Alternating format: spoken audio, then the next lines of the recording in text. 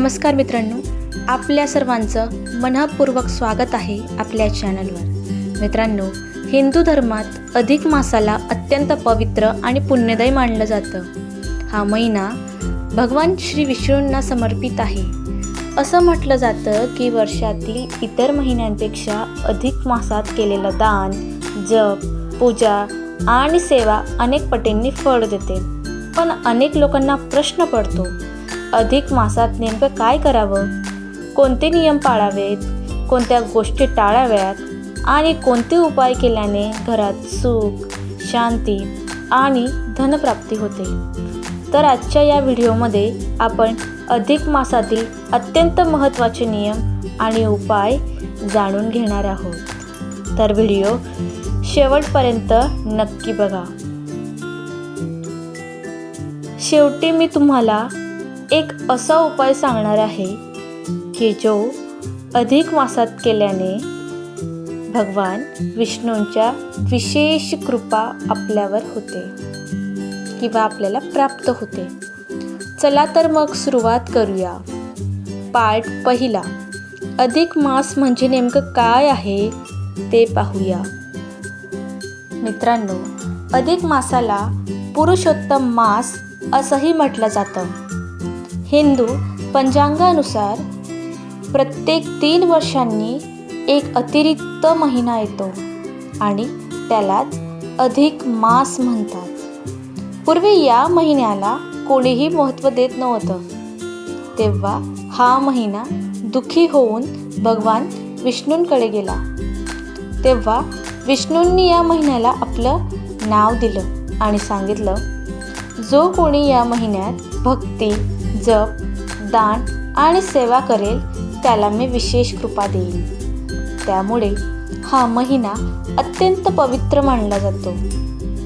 या महिन्यात विवाह, गृहप्रवेश यासारखी क्षण आहे शुभ कार्य सहसा केली जात नाही, पण पूजा, जप, व्रत, दान यांना खूप महत्त्व दिलं जातं।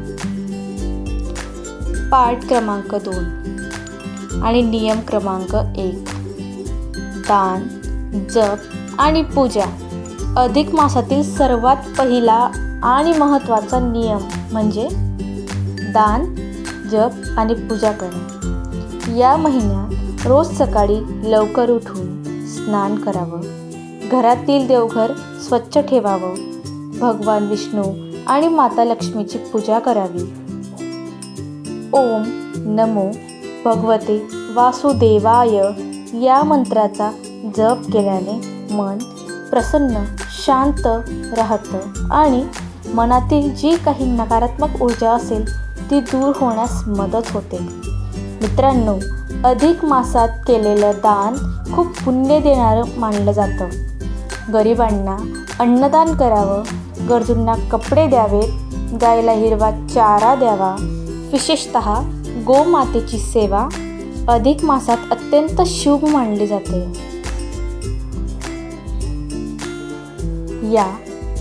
जर शक्य असेल तर मंदिरात जाऊन तुपाचा दिवा लावा, भगवान विष्णूंना पिवळी फुलं अर्पण करा।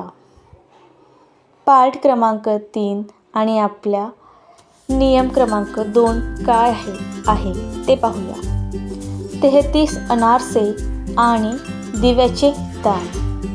मित्रांनो, आपल्या शास्त्रांमध्ये अधिक मासात 33 अनारसे दान करण्याची परंपरा सांगितली आहे, कारण हा महिना भगवान विष्णूचं रूप मानलं जातो।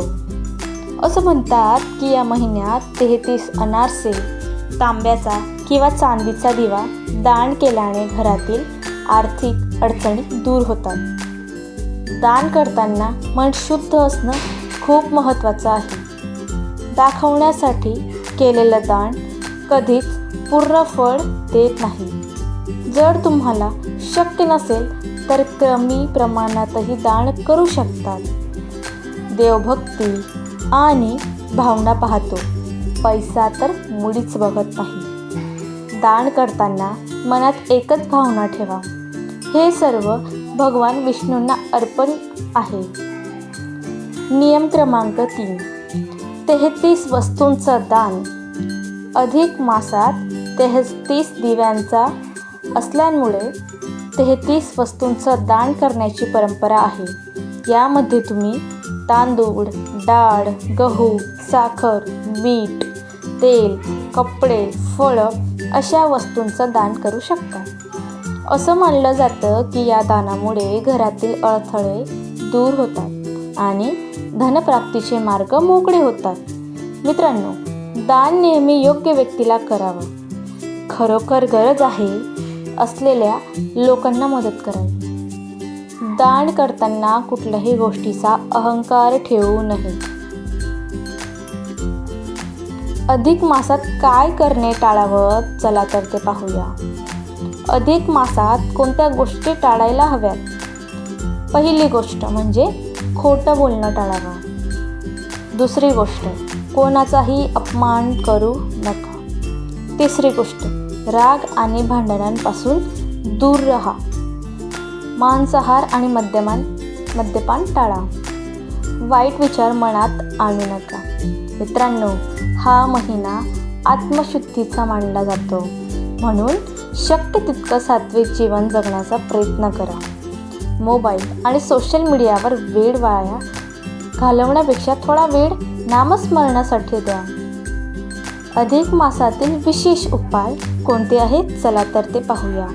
आता मी तुम्हाला काही सोपे आणि प्रभावी उपाय सांगणार आहे.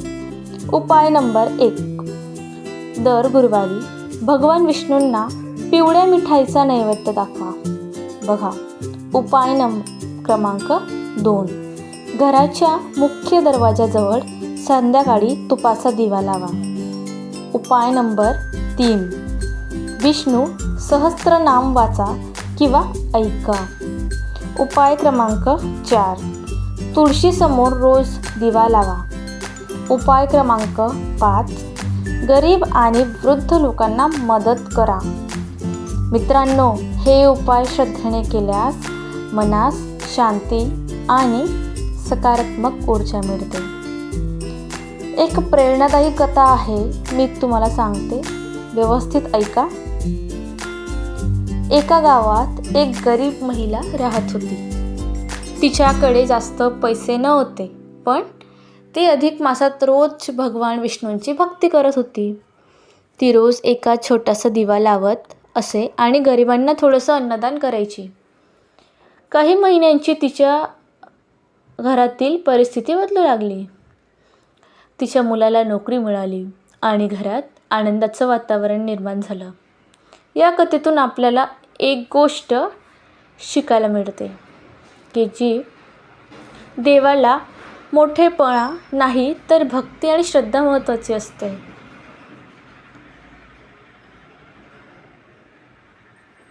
ह्या गोष्टी खूप महत्त्वाच्या आहेत मित्रांनो. तर मित्रांनो, हे होते अधिक मासात पाळायचे महत्त्वाचे नियम आणि उपाय. जर तुम्ही श्रद्धेने हे नियम पाळले तर भगवान विष्णूंची कृपा तुमच्यावर नक्की होईल. व्हिडिओ आवडला तर व्हिडिओला लाईक करा, शेअर करा आणि आपल्या चॅनलला सबस्क्राईब करा.